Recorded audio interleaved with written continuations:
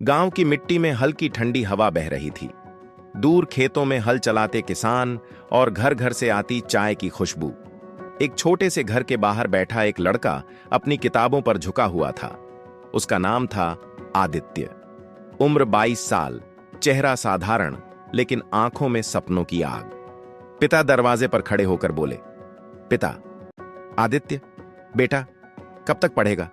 हल भी जोतना है, घर के काम भी पड़े हैं। आदित्य ने किताब से नजरें उठाईं और मुस्कुराते हुए कहा, आदित्य, पिताजी, बस थोड़ी देर और, मैं बड़ा अफसर बनूंगा। आप देखना, एक दिन आपको खेतों में नहीं, बड़े ऑफिस में बैठकर आराम कराऊंगा। पिता ने गहरी सांस भरी।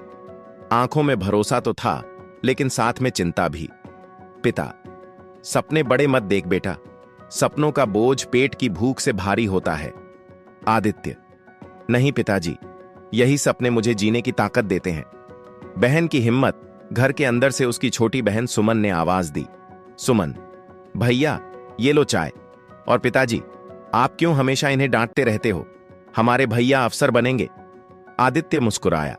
सुमन हमेशा उसका हौसला बढ़ाती थी। गांव से शहर का सफर कुछ ही हफ्तों बाद आदित्य ने तय कर लिया कि वह दिल्ली जाकर एसएससी सीजीएल की तैयारी करेगा। पिता ने पुरानी टिन की अलमारी से पैसे निकालते हुए कहा, पिता, ये लो 5,000 रुपए, इससे ज्यादा अभी दे नहीं सकता, खेत की फसल खराब हो गई है। आदित्य ने पैसों को हाथ में लिया और पिता के पैर छूकर बोला, आदित्य, पिताजी, यही मेरे लिए करोड़ों के बराबर हैं, मैं इन्हें बेकार नहीं जाने दूंगा। सुमन ने जाते वक्त भाई को गले लगाया। सुमन, धीरे से, भैया, हार मानना मत, चाहे कितनी बार गिरो, लेकिन उठते रहना। दिल्ली की कठिनाई। दिल्ली पहुंचा तो आदित्य ने देखा भीड़, शोर, ट्रैफिक और लाखों स्टूडेंट्स। एक पुरानी सी रूम मिली जिसमें 4 लड़के पहले से रहते थे। किराया बांटना पड़ता था।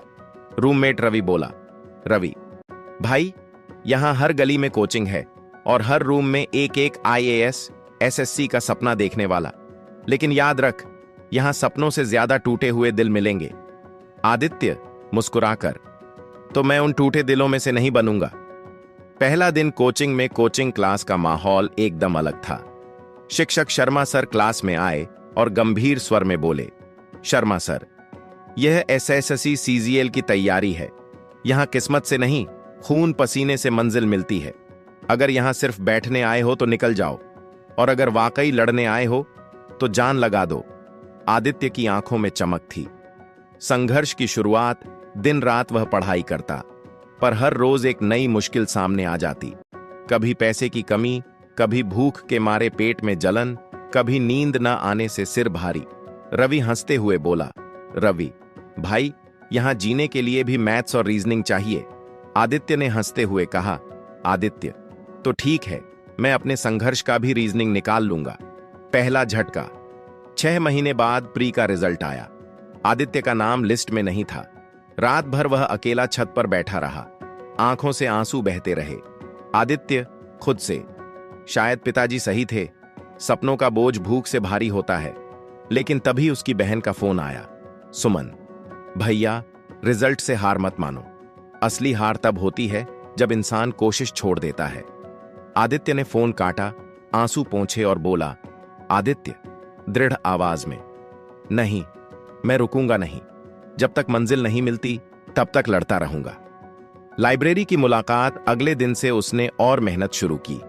एक दिन लाइब्रेरी में उसकी मुलाकात अनुष्का से हुई, एक लड़की जो खुद भी एसएससी की तैयारी कर रही थी।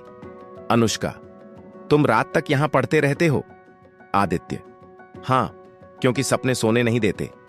अनुष्का मुस्कुराकर, फिर तो मंजिल तुम्हें जरूर मिलेगी।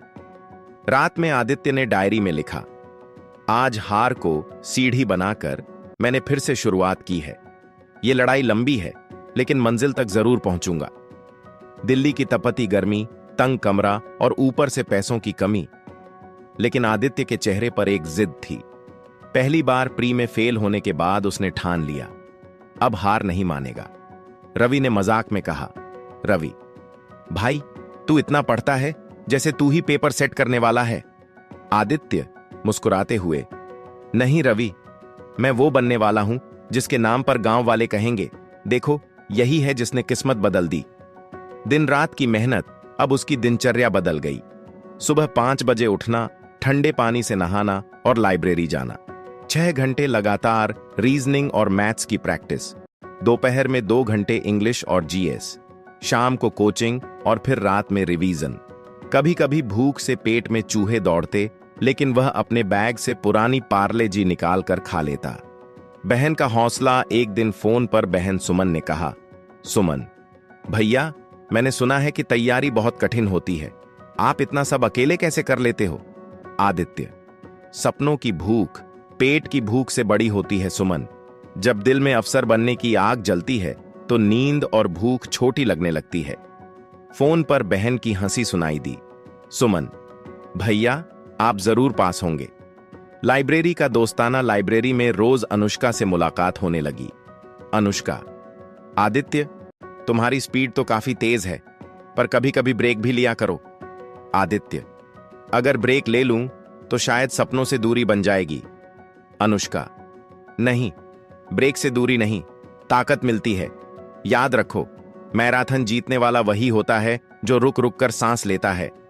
उसकी बातें आदित्य के दिल को छू गईं। आखिरकार टियर 1 का दिन आ पहुंचा।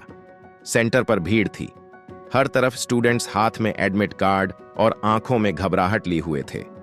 आदित्य चुपचाप गेट के बाहर खड़ा था। तभी रवि उसके कंधे पर हाथ रखकर बोला, रवि भाई, घबराना मत, तूने जितनी मेहनत की है उसका फल जरूर मिलेगा। आदित्य ने सिर हिलाया और अंदर चला गया। Exam hall. कंप्यूटर स्क्रीन पर पेपर शुरू हुआ। पहला सवाल आया और हाथ कांप गए, लेकिन उसने गहरी सांस ली और खुद से कहा, आदित्य मन ही मन, डर को बाहर फेंक, तू यहां डरने नहीं, जीतने आया है। धीरे धीरे सवाल आसान लगने लगे। रीजनिंग और मैथ्स तो जैसे उसके दोस्त बन गए थे। रिजल्ट का इंतजार। परीक्षा के बाद पूरे कमरे में सन्नाटा था। सब रिजल्ट को लेकर परेशान थे। आदित्य भी हर दिन एसएससी की वेबसाइट खोलता और सोचता, क्या मेरा नाम आएगा?